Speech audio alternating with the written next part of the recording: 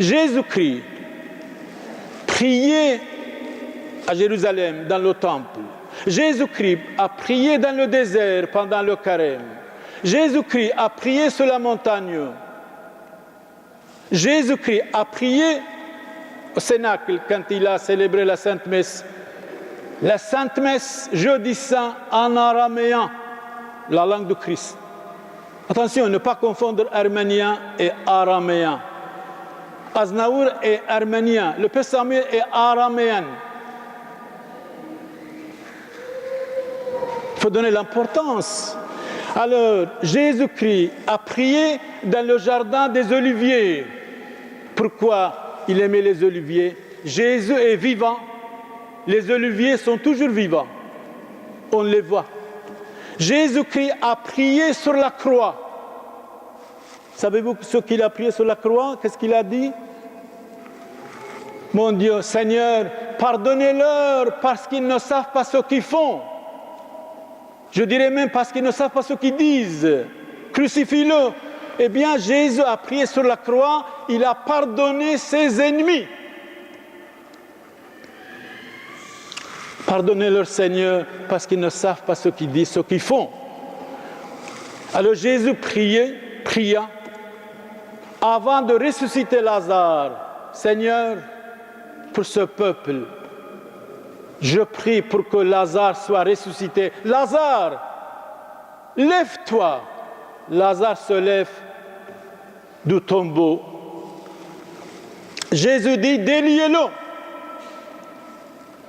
Déliez-le. Ici, le Père de l'Église, déliez-le, c'est-à-dire de ses manquements, de ses péchés. Quand le prêtre donne l'absolution à quelqu'un qui a commis une faute, il est délié, il est pardonné, il est aimé de Dieu. Jésus est venu pour les pécheurs. Jésus ne veut jamais condamner quelqu'un. Bénissez, Jésus dit, ne condamnez pas, pardonnez, vous serez pardonnés. Alors souvent, dans chacun de nous, il y a un dictateur, y compris dans l'Église. Il y a souvent la dictature, sûrement. Mais quand nous suivons l'Évangile, quand nous sommes chrétiens, quand nous sommes catholiques, on ne peut pas menacer quelqu'un, on ne peut pas maudire quelqu'un, on ne peut pas être dictateur contre quelqu'un. Nous devons être charitables, tolérants. La tolérance, c'est la base de la société aussi, comme la famille est la base de la société.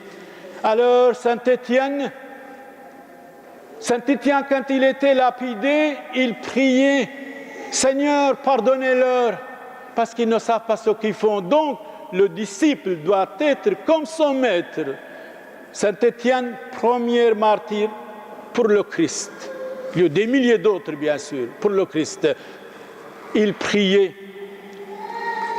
Et Jésus nous dit au sujet de la prière, chapitre 26, verset 41, « Veillez et priez, afin que vous ne tombiez pas dans la tentation. » Dans la tentation. Attention, les écrivains, les savants, les incrédules disent clairement, on peut résister tout, mais à la tentation, non. C'est une parole d'un écrivain anglais, Oscar Wilde. Il dit, je peux supporter tout, mais les tentations, non. Or, Jésus nous a montré, on peut supporter les tentations. Jésus a été tenté 3 fois par le démon. Quelle était la parole de Christ? Le démon lui dit, vous voyez, tous ces royaumes m'appartiennent, adorez-moi, je vais vous les donner tout cela. Jésus lui dit, arrière Satan, croyez-moi, quand nous sommes tentés, si on ne dit pas arrière Satan, va derrière Satanas, nous pouvons tomber dans les tentations. Mais Jésus dit, délivrez-nous du mal. Veillez et priez afin que vous ne tombiez pas dans les tentations. Dans les tentations, priez.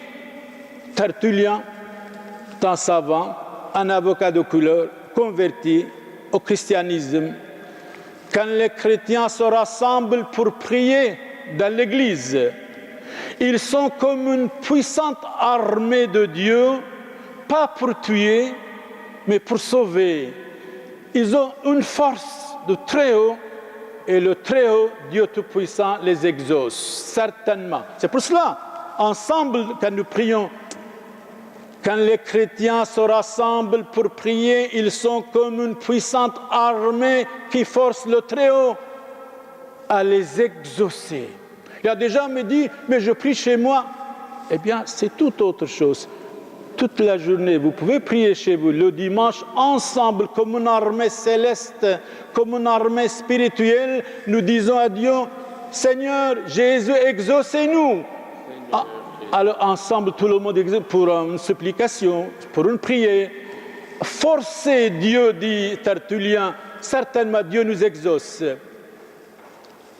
Alors ici, je n'aime pas que les femmes soient vexées. Je vais citer une parole de Saint Paul. Vous savez très bien, j'ai respect pour toutes les femmes.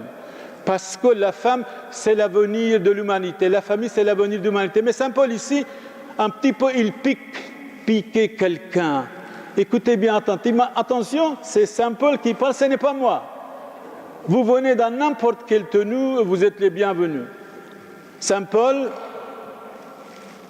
aux chrétiens de Corinthe, chapitre 11, verset 5, première épître.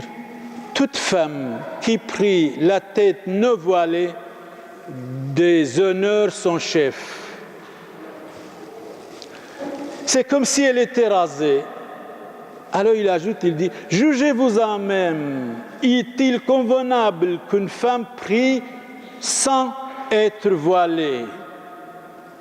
Jugez-vous convenable vous-même, vous-même. Alors, une parole de vous-même, j'aime bien, c'est Voltaire, mort en 1778, dit, mon Dieu, gardez-moi de moi-même. Gardez-moi de moi-même. Et Bossuet disait, l'ennemi de l'homme, c'est lui-même.